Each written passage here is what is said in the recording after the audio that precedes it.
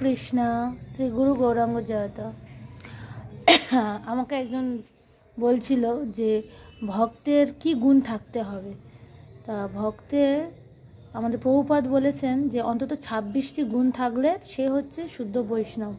সবার মধ্যে থাকে পুরোটা, কারোর মধ্যে অর্ধেক, কারোর মধ্যে অর্ধেকের অর্ধেক। কিন্তু তাকে এই বলে নেগলিজেন্সি করলে হবে না যে আস্তে আস্তে উত্তমের দিকে যাবে না, এরকম নেগলিজেন্সি করলে হবে। সে উত্তমও হতে পারে, আবার আস্তে আস্তে সে মধ্যমেও থাকতে পারে, কিন্তু সে যাবে। কারণ একটা পথে যখন সে এগোয়, আস্তে আস্তে এগোবে, সে মানে নিচের দিকে এগোবে না। সেই জন্য ভাবতে হবে 26টি গুণ আস্তে আস্তে তাকে রপ্ত করতে হবে, সেটাকে নিজের মধ্যে নিতে হবে। গুণটাকে কিভাবে আমি সেটাকে করব, মানে মোটিভেট করব, সব গুণগুলোকে নিজের মধ্যে আয়ত্ত করব।